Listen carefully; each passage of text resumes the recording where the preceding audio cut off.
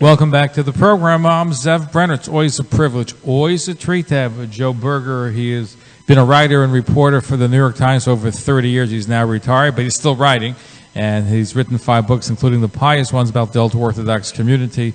So it's a pleasure to have you back on the program. Thank you for joining us. Oh, my pleasure. Thank you.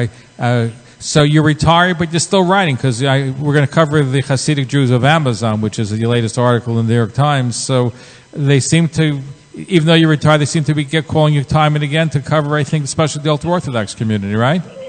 Well, I began writing lots of stories about the Hasidim, even before I was at the New York Times, because it was an interesting community that, was kind of exotic. It's no longer exotic. They are, Hasidim and the ultra-Orthodox and the Orthodox are now the largest single group in the Jewish world, and becoming the most politically influential. I forget the numbers, but what is it? Over 30% of Jews in New York now are Orthodox, and when you take in children, the children form a majority. A majority of Jewish children in New York City are now Orthodox or ultra-Orthodox. So it's a group that's influence is important. All the politicians line up to get their endorsements. And because of all that, it's a group that needs to be understood, because I think most people in New York, even in New York, have very little understanding of what Hasidic life is like, what ultra-Orthodox life is like, and I try to penetrate that community, and I was fortunate that many people who I spoke to trusted me. A little Yiddish didn't hurt. And allowed me to get to explore that world, and as a result, I ended up writing a book called The Pious Ones about the Hasidic community. And I think the reason why they like talking to you, because the New York Times is not known for its objective reporting when it comes to Israel. But your writing, I think people find objective, and they find that they're happy to talk to you because you're not writing some of the negative pieces that the New York Times is known for when it especially comes to Israel. Well, look, our job is not to write positive or negative pieces. Our job is to do journalism, to do reporting. But a lot of time reporters' biases show up in the articles, unfortunately. Right, but I think and I've done pieces about that may not reflect so flatteringly on communities, but I've also shown that there's lots of interesting human life going on there that people really don't know anything about, like this Amazon story. I mean, I heard about it more than a year ago.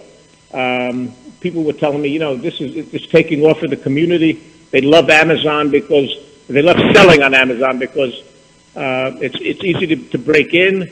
You don't need much of an investment. You can do it out of your home. You can do it out of a cell phone, and you start a business. And instead of having a few people from the Williamsburg community or the Borough Park community, you have the whole country that you can do business with. And so many people have done very well with this. You don't need a college education. Which is important in a community that doesn't send many of its people to college. So all of that makes Amazon a very congenial place to do business on.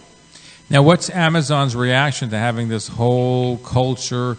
We have a lot of Hasidic Jews, ultra-Orthodox Jews that are becoming sellers of Amazon. How do they react? Do they do anything special? They love it. They love it. They don't say so directly, but they imply that.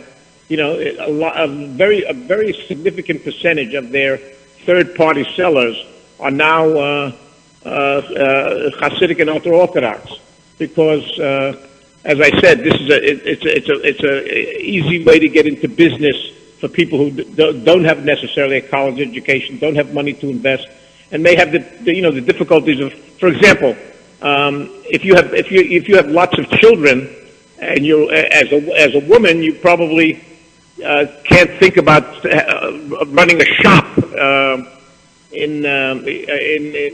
on a street, but you can work out of your home And in fact, one of the people I interviewed was a woman in Borough Park who has 8 children, ranging from 1 to I think 17 or 18, and she operates a business selling the labels you put on clothes when you go to summer camp, and she does it entirely out of her basement. She has a printer, she has a cutting machine to cut the labels, and she's done very, very well on Amazon. And when her husband had a variety store that happened to sell camp labels, it went under because one of the paradoxes is Amazon is also killing a lot of small businesses because people are going to Amazon rather than going to a store. So stores have been dying out as well. But the upside of that is that you can have your own occupation and your own business on Amazon, and there's a number of other advantages as well. For one thing, some people have a prejudice against doing business with Hasidim or people they feel are foreign to them. You don't have to worry about that with Amazon because it's entirely anonymous. It's entirely invisible. And a lot of the Hasidim, by the way, have American names. So if they're Shmuel, they become Sam or Moses. So you find, I've dealt with some of the people that when I saw them and I saw the name, it didn't always drive 100%. Right.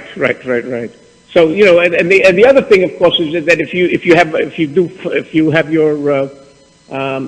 your business is fulfilled by Amazon, Amazon takes care of the whole thing.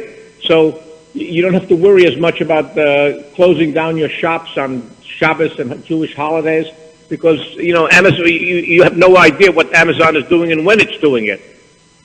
But you point out in your article with the post office. But you mentioned in your article that if you're closed for a couple of days for a holiday, your ranking may go down on Amazon too. That's true. I mean, that is one drawback. An Orthodox person can't respond on a computer on a Shabbos or on a holiday, on a Yom Tov. So, because of the way Amazon works, if you don't respond promptly to a complaint, the ranking may go down. That is what the downside. But somehow that doesn't seem to have been a large impediment. Did you mention that to Amazon, that their people for religious reasons can't operate on holidays, so therefore their ranking shouldn't go down? There should be something built into the system to take that into account? Well, I hope they read the story. I'm sure they will. I'm sure they did already. It's a great story. So who are some of the interesting people that you came across when you did the research for your article? Well, let's see. There was... there was one man, and he's not Chasidic. He's a Sephardic, an ultra-Orthodox Sephardic Jew. What I was intrigued by, I went to his business in a building in Borough Park that has something like 150 businesses, of which 1/3 are Amazon sellers. And to fill up the entire building, and this building's got a kosher cafeteria, it's got a room to say Mincha and Mariv. It's really interesting. But anyway, in visiting his particular business in that building, I noticed that he had these bottles of very expensive liquor, which I asked him, "What's that for?" He says, "Well, when I do a deal with a particular client, that's how we seal the deal with a schnapps and a l'chaim." But right next to the liquor was his tefillin, and I thought that says it all. It's a modern day business, and yet here it is. This tableau, it's conducted in a way that allows religious observance. As you were talking, I stuck in my mind when the diamond industry was in its heyday, when they concluded a deal, they did mazel bracha, luck and blessings. I guess that's been replaced today by the l'chaim. Well, maybe I wasn't there, so maybe it is a mazel lebracha that they do. No, but I don't know if the liquor was there in the early days in the Darwin with mazel when they had the greeting mazel and bracha, but today maybe the things have changed. And I believe you mentioned Yosef Rappaport, who's also a very interesting. Well, Yosef and his son Alexander Alex were very kind to show me around. Alex was the first person to mention this whole idea to me. Alex has got a very good eye for what's a good story that the wider public might be interested in. He's picked me on a lot of stories that have turned out to be really charming, and that the Times editors love to highlight it. I'll give you a good example. Again, a few years ago, he told me that do you know that on Yom Kippur, many of the shuls here actually have not many, but a few of the shuls here have hospital beds and setups to give intravenous feeding to people who are ill or can't fast. Need to eat for other reasons, but don't want to eat consumed through their mouth. So I wrote a story about it for you, and this was so interesting to show you the extent that people will go, that people in the Hasidic community will go to make sure they observe the mitzvahs. And impressive. Now the New York Times, are they looking for these kinds of warm stories? Or are they looking for the exotic in the Hasidic community? Because I'll tell you, I would say both. Both, because I think they like stories that indicate, for example, the story I wrote on the increasing growth and power of the Hasidic community was a very straightforward story. It wasn't exotic. It just was kind of a factual political story. But at the other hand, they also find it interesting that the lengths people will go to observe their religions. Because I remember the only time that I made it in the front page of the New York Times when I covered the story of a talking fish in Rockland County years ago.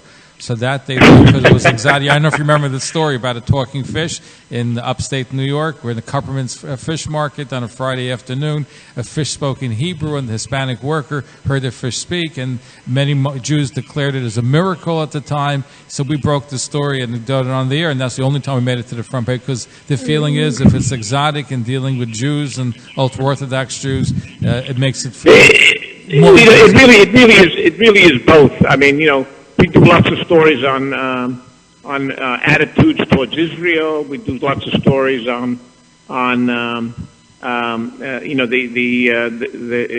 within Israel the tension between the Haredi and the secular Jews in Israel.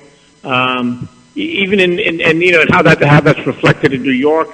So we've done stories of all kinds.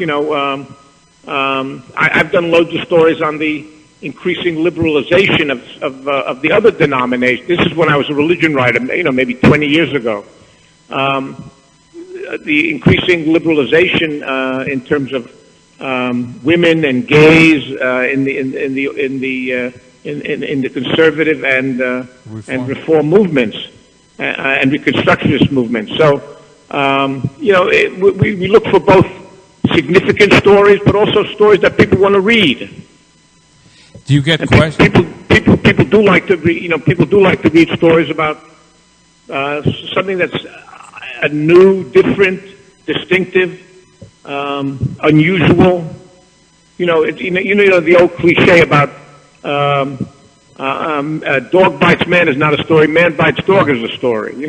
No, certainly. It's that kind of thing. And there's a lot of innovation and a lot of interesting things. Now, listen, for the first time, you have a Hasidic cantor, Chazan, Shulam Lemmer, who's been signed by Universal Records and he's singing in ballparks the national anthem, which I think is an amazing thing. You see the change. There you go. See, yeah.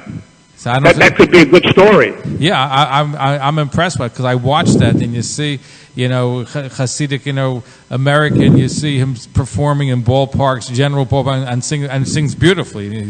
That's why Universal Records picked him. But to have him sing in a regular ballpark, I think it's amazing. It's part of what makes America great. Well, not only that, but I wrote an obituary. You'll forgive me, I can't remember. Oh yes, Velvel Pasternak. I wrote an obituary of Velvel Pasternak. And the Times, we only write obituaries on. We don't care as much about what high position you reached in life. We care about, is your life interesting? Does someone going to read about it?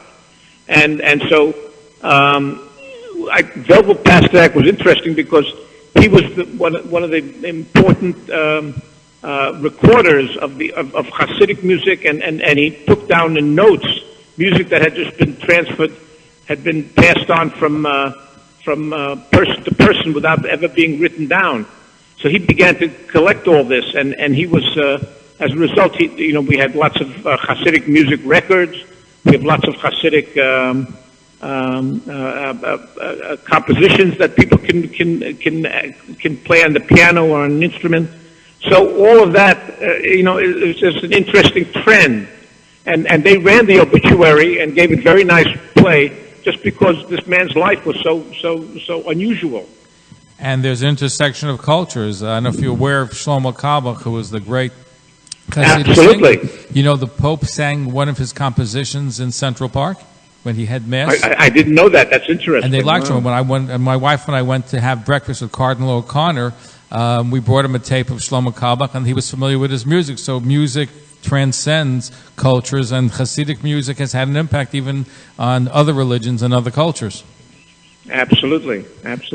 Do you get blowback from people? How do you react when people come and you say, "Joe, I love your stuff that you're writing, but the New York Times, we find it to be biased towards Israel"? How do you deal when people keep coming over to you with those kinds of comments? Well, I tell them I feel that our coverage looks at real issues that are broiling in the Middle East, and and I don't think we go in there with a bias against Israel. I know you people don't, who but covered the story, and I know them. They don't. That's not their motive. They're interested in look. Journalism does focus on things that on tensions, on problems that are manifest. They focus much less on daily life, daily normal life. So sometimes you when you read those stories, you think, why are they always focusing on the difficulties going on in Israel? Well, there are a lot of difficulties, but we do the same for Washington D.C. Well, but people say that is biased via Trump too. But there's a feeling, even what you cover, how you cover it, that's also there shows a bias. And there've been books written about it. And Scott, you've heard it. I'm not telling you anything that you haven't heard before. Again, I think you've been fair, but I can't say the same of all your colleagues at the New York Times. And you speak to my audience, they'll tell you that over the course of time, the New York Times has excelled in what they cover, how they cover it, what they put in the front page. But look, even the Holocaust during World War II was buried in the pages of the Times. That's been a criticism of the Times, and it's even worse. On the other hand, Max Frankel wrote a very strong and very long and well-researched piece about how we failed in our coverage of the Holocaust.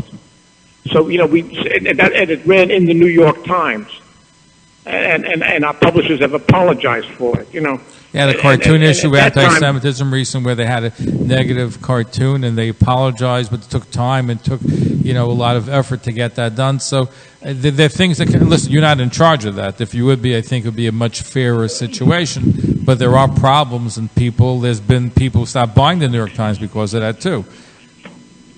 Well, I think if they do, they only end up injuring themselves, because no matter what you think of its coverage, it's still the best and most comprehensive coverage going on in any newspaper in the world. It sounds a great publication. I just wish they would cover a little better. Let me ask you this. What is your next story going to be about for dealing with the ultra-Orthodox community? Well, I can't tell you because otherwise some other newspaper is going to scoop me on it. Any other books? I know the last book was called The Pious Well, Ones. I'm doing it. I'm finishing up a biography of Elie Wiesel. Uh-huh. It's part of the Jewish Live series published by Yale University Press, and hopefully it'll be out next year. I'm just in the editing phase right now.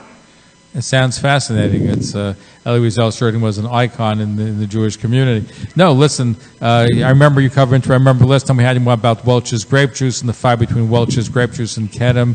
And I recall that you yourself went to Manhattan Day School, a modern Orthodox school in Manhattan. You've written one of your earlier books that detailed your experiences growing up in Manhattan. Yes, it's called Displaced Persons, Growing Up American After the Holocaust.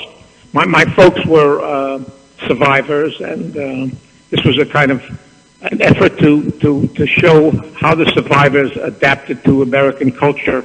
Both the comic elements and the tragic elements, and a look at how people were able to rebuild their lives after the war, and how much courage and how much resilience it took to have that happen. Certainly. Always a pleasure to have on the program Joe Berger. He's been a writer, reporter. He was a religion writer for the New York Times for over 30 years. He's retired, but he's still writing for the Times. Whenever anything interesting Jewishly comes up, he's there. His new book is out in about a year. We look forward to having you back. Thank you so much, Zev. Always a pleasure to be on, and please call me whenever you want. Thank you.